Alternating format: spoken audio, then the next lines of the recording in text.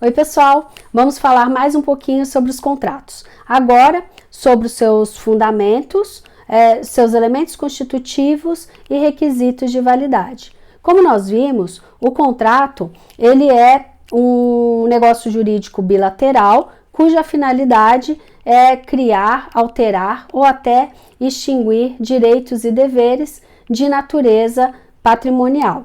O contrato, ele tem fundamento na declaração de vontade das partes. Então, nós temos aí autonomia, né, da vontade das partes em celebrarem o contrato. Nós temos também a liberdade das partes, ou seja, né, além delas celebrarem o contrato de livre e espontânea vontade, elas têm também liberdade de contratar, de criar as suas cláusulas, né, de criar o conteúdo do contrato. E essa liberdade, ela tem limite no próprio ordenamento jurídico, porque o contrato, ele não pode violar, né, a lei, a moral e os bons costumes. Então, esta liberdade das partes, ela é ampla, no entanto, ela encontra o limite no nosso ordenamento jurídico. Então, este também é um dos fundamentos do contrato. Então, nós vimos que o contrato, ele tem esses dois elementos, né, constitutivos. Um é a vontade, a fusão de declaração das partes, e o outro é a função social do contrato, porque embora o contrato seja um instrumento para regular interesses privados, ele também atende à sua função social. Nós não podemos perder de vista a função social do contrato. Bom, visto isso, o contrato ele gera dois, né, principais efeitos. O primeiro, ele cria o vínculo entre as partes. Ele cria direitos e deveres entre as partes que celebraram o contrato.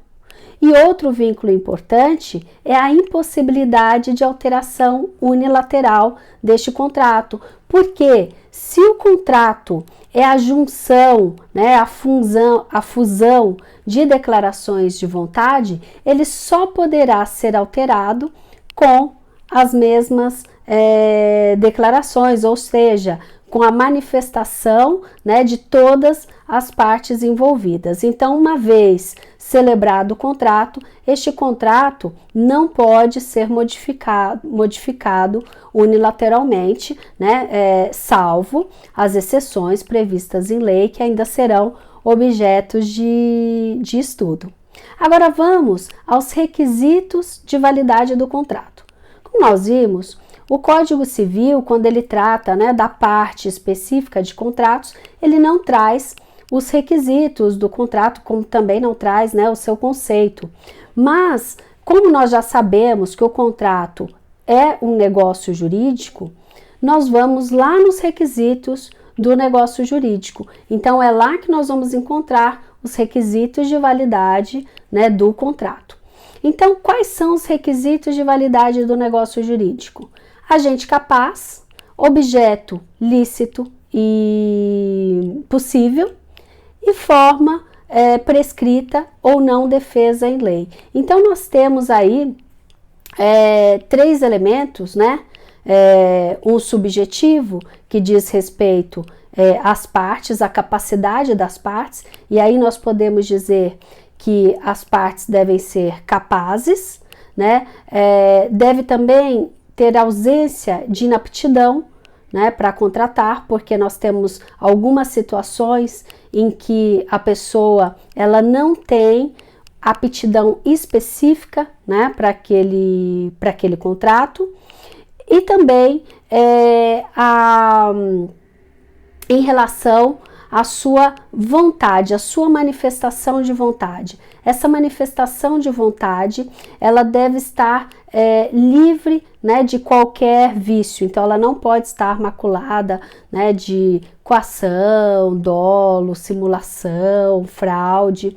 Então, essa declaração de vontade, ela deve estar livre de vícios. Em relação ao objeto lícito, né, e possível, essa possibilidade também diz respeito à possibilidade física e jurídica do objeto, e também o objeto, o conteúdo do contrato, não pode violar a lei, a moral e os bons costumes. Em relação à forma, né, a regra, o Código Civil, ele não impõe uma forma específica para os contratos, então a forma é livre. O contrato, ele pode ser escrito ou pode ser verbal, também pode ser celebrado por instrumento público ou por instrumento particular. Esta é a regra, mas nós temos também algumas exceções previstas em lei, né, em que a própria lei exige uma forma específica para a validade do contrato. Então, nós temos o exemplo, né, da compra e venda de imóvel, em que se exige para sua aquisição, para transferência de titularidade, a escritura pública. Então, neste caso, o contrato só é válido se for feito por escritura pública, mas a regra é a forma livre de contratar. Agora a gente pode fazer uma observação em relação, né, à diferença do contrato verbal para o contrato escrito. Então eles terão a mesma validade e produzirão os mesmos efeitos. Nós teremos um pouco de dificuldade com o contrato verbal na esfera processual, quando a parte tiver que comprovar a existência daquele contrato, discutir alguma cláusula daquele contrato que foi celebrado verbalmente. Então, no campo das provas, né, de demonstração da existência do contrato, a parte vai enfrentar mais dificuldade. Mas no campo da validade, né, dos seus efeitos, é a mesma coisa.